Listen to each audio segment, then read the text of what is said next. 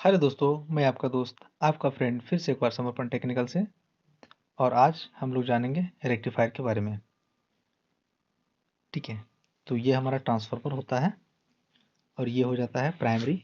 इधर वाला छोर को बोला जाता है प्राइमरी और इसको बोला जाता है सेकेंडरी। जो देख रहे हैं 3 तार निकला हुआ है ना, इधर एसी डालते हैं और इधर से हमारा 12012 एसी आउटपुट होता है और उसी को हम लोग डीसी में कन्वर्ट करते हैं। उसी प्रक्रिया को बोला जाता है रेक्टिफायर। ठीक है, उसमें हमारा जो ज़रूरत पड़ता है वो डायोड का ज़रूरत पड़ता है और एक कैपेसिटर का ज़रूरत पड़ता है, जो कि इस ढंग का होता है। एक कैपेसिटर का ज़रूरत पड़ता है। ठीक है, तो हम लोग चलते हैं अपने रेक्टिफायर वीडियो की ओर। ठीक है,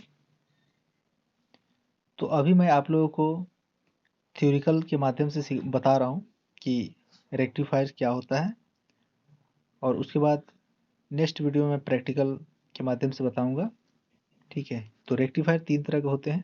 पहला रेक्टिफायर होता है हाफ वेव रेक्टिफायर्स।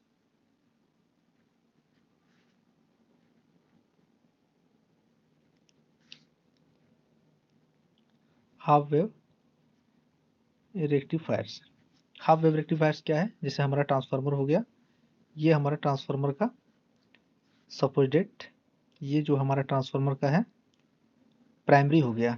ठीक है, और ये ट्रांसफार्मर का कोर हो गया और ये हमारा ट्रांसफार्मर का सेकेंडरी हो गया। तो हमने जो ट्रांसफार्मर, मान लीजिए हमने यहाँ पर लिया है 12 वोल्ट, इधर हमारा निकल रहा है एसी। ठीक है, और इधर हमने डाला 250 वोल्ट एसी। तो जो हमारा एसी निकला, तो हाफ वेव क्या होता है, एक हम लोग यहाँ पर डायोड का उपयोग करते हैं, जो कि एनोड से कैथोड की ओर पॉजिटिव धारा बहाता है। ये इसका एनोड होता है, ये कैथोड होता है। ठीक है, तो एनोड से कैथोड की ओर धारा प्रवाहित करता है, पॉजिटिव धारा, और ये हमारा डायरेक्टली नेगेटिव हो जाता है। ठीक है, ये हमारा होता है प्लस, ये होता है हमारा माइनस। अब इसका वेव की हाफ वेव का मतलब क्या हुआ, जो हमारा करंट बहता है उसको वेव बोला जाता है। ठीक है, तो हमारा जो करंट बहता है वो किस ढंग से बहता है, एसी करंट, एक बार प्लस एक बार माइनस, एक बार प्लस एक बार माइनस, एक बार प्लस एक बार माइनस, एक बार प्लस, मतलब एक बार इधर से एक बार उधर से, एक बार इधर से एक बार उधर से धारा प्रवाहित होता है। तो हमने जो यहाँ पर डायोड लगाया, तो डायोड क्या हुआ, फिर डायोड जो हमने दिया, तो इस तरह से ऊपर की ओर पॉजिटिव धारा बहा, पर नेगेटिव धारा यहाँ पर नहीं बहा। फिर क्या हुआ, पॉजिटिव धारा बहा, नेगेटिव नहीं बहा, फिर पॉजिटिव, फिर पॉजिटिव, फिर पॉजिटिव, फिर पॉजिटिव, इस ढंग से, मतलब हमारा जो धारा था ये वो इस ढंग से आ रहा था। तो हमने यहाँ पर 12 वोल्ट अगर लिया है, अगर हमने उस दौरान अगर यहाँ पर अगर वोल्टेज वोल्ट मीटर से नापते हैं, तो यहाँ पर हमारा लगभग लगभग इस दौरान जो ये छूट छूट करके जो हमारा डीसी धारा बह रहा था, 7 वोल्ट लगभग प्राप्त होता है। ठीक है, तो इसको हम लोग कुलफिल करने के लिए हम लोग एक कंडेंसर का प्रयोग करते हैं, जो कि 2200 म्यूएफ, लगभग लगभग 2200 म्यूएफ हमारा होता है। 2200 म्यूएफ 25 वोल्ट यहाँ पर हम लोग ले सकते हैं। ठीक है, क्योंकि इसका कैपेसिटी 12 वोल्ट है, अगर मान लीजिए बढ़ जाता है तो 25 वोल्ट तक ये बर्दाश्त करता है, तो इसलिए 25 वोल्ट हम लोग को लेना है।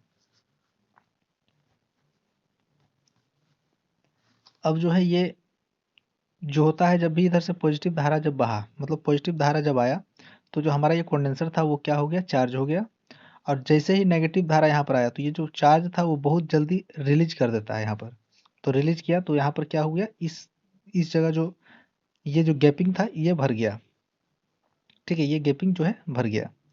जैसे ये, मतलब ये कंडेंसर क्या होता है, जैसे यहाँ पर पॉजिटिव धारा प्राप्त होता है तो ये चार्ज होता है, फिर जैसे ही यहाँ पर कुछ नहीं मिलता है तो ये डिस्चार्ज हो जाता है। तो डिस्चार्ज होने का मतलब है कि जब यहाँ पर कोई भी वोल्टेज नहीं होता है, तो ये खुद ब खुद यहाँ पर पॉजिटिव धारा बहुत जल्दी ये डिस्चार्ज कर देता है। ठीक है, क्योंकि कैपेसिटर में जो धारा होता है वो बहुत तेजी से बहता है, वो तुरंत रिलीज हो जाता है, क्विक एंड फास्ट वो काम करता है। ठीक है, तो यहाँ पर जब हमारा ये कंडेंसर जब हम लगा देते हैं, तो यहाँ पर आप देखिएगा कि आपको लगभग लगभग 12 वोल्ट यहाँ पर प्राप्त हो जाता है। तो इसको हम लोग हाफ वेव रेक्टिफायर्स कहते हैं। फिर दूसरा जो रेक्टिफायर होता है वो होता है फुल वेव रेक्टिफायर।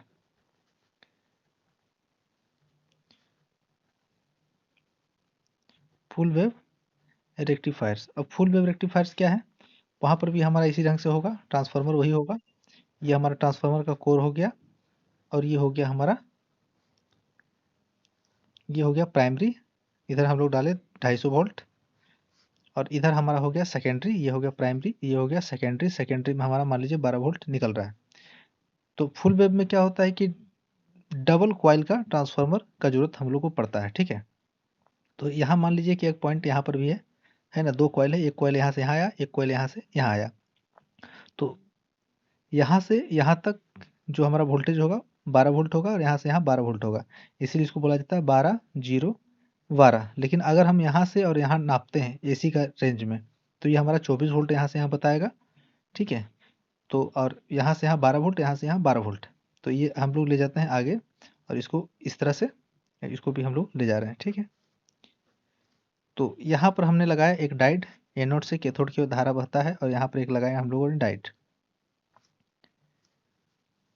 तो क्या हुआ, ये एनोड से कैथोड की ओर पॉजिटिव धारा रिलीज किया।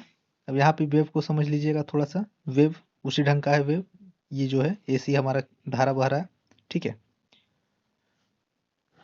जब ये डीसी, जब एनोड से कैथोड की ओर जब पॉजिटिव धारा बहा,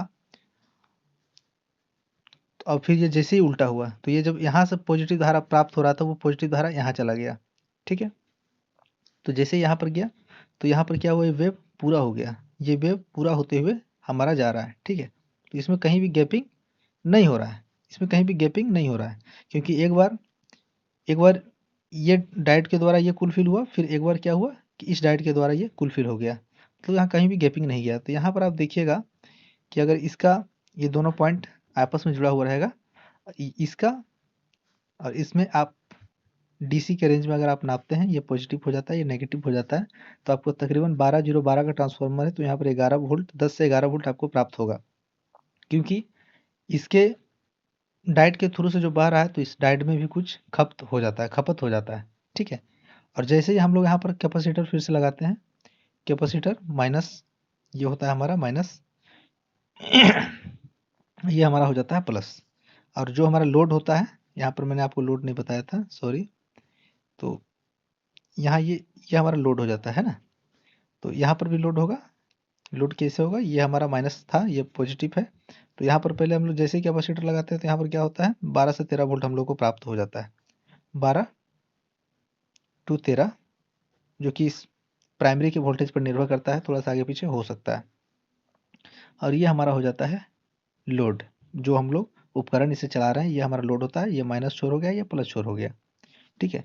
इसको बोलते हैं फुल वेव रेक्टिफायर्स। अब हम लोग यहाँ पर लेते हैं तीसरा, ब्रिज रेक्टिफायर्स।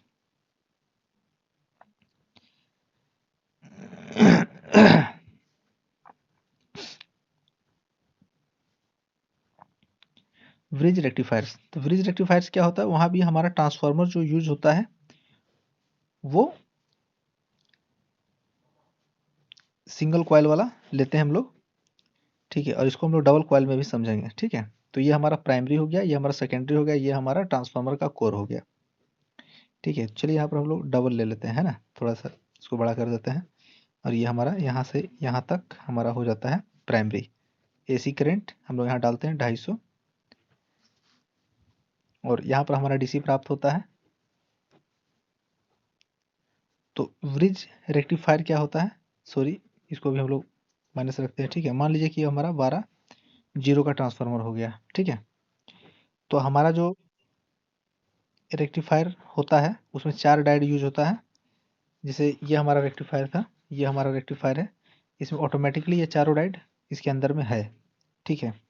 तो 4 डायोड होता है, एक इस ढंग से हम ले लेते हैं, और एक ले लेते हैं ये, फिर एक हो जाता है हमारा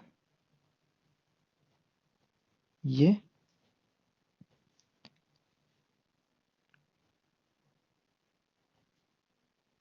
और एक हो जाता है हमारा ये, ठीक है। यहाँ से यहाँ गया। अब वेव का माध्यम से हम लोग समझते हैं, तो वेव क्या होता है, जब इधर हमारा पॉजिटिव धारा आया, तो यहाँ से यहाँ पर बहा करंट, ठीक है। जब करंट जैसे ही उल्टा हुआ, तो यहाँ पर पॉजिटिव धारा आया, तो यहाँ से यहाँ बहा। उसी तरह से नेगेटिव हुआ, नेगेटिव मान लीजिए यहाँ आता है, तो नेगेटिव क्या होता है, यहाँ से यहाँ कैथोड से एनोड की ओर धारा बहता है यहाँ पर, और वो जैसे ही उल्टा होता है तो फिर वो इधर आ जाता है। तो यहाँ से एनोड से कैथोड की ओर हमारा जो होता है, कैथोड से एनोड की ओर माइनस धारा बहता है। ठीक है, तो इस प्रक्रिया में यहाँ पर जो हमारा वोल्टेज होगा वो लगभग 10 से 11 वोल्ट होगा यहाँ पर भी, क्योंकि ये पूरा फुलफिल हो रहा है, कोई दिक्कत नहीं है। और कुछ इसका खपत होता है डाइट का, इसीलिए यहाँ से 10 से 11 वोल्ट आपको प्राप्त होगा। और जैसे ही कैपेसिटर यहाँ पर हम लोग लगाते हैं, कैपेसिटर हमारा प्लस इधर है और इधर है हमारा माइनस। ठीक है, तो जैसे यहाँ पर कैपेसिटर हम लोग लगाते हैं तो ये फुल डीसी रेंज में आ जाता है और ये बहुत तगड़ा वोल्टेज हो जाता है हमारा। ठीक है, डीसी 12 वोल्ट डीसी हमारा हो जाता है। बट अगर हम लोग यहाँ पर 12 जीरो ट्रांसफार्मर में ये बताया, अब यहाँ पर अगर हम लोग 12 जीरो 12 में यही चीज़ कर देते हैं, 12 जीरो 12, तो यहाँ पर क्या होता है, यहाँ से यहाँ तक का जो वोल्टेज होता है ये 24 वोल्ट होता है। यहाँ से यहाँ अगर आप मीटर से नापिएगा तो 24 वोल्ट एसी बताएगा। इसका मतलब क्या है कि जो हमारा 12 वोल्ट आ रहा था वो हो जाएगा 24 वोल्ट, और ये हमारा हो जाएगा जीरो। मतलब ये वोल्टेज जो हो गया क्या हो गया, 12 जीरो 12 का ट्रांसफार्मर में अगर हम यही चीज़ करते हैं तो ये हमारा हो जाएगा।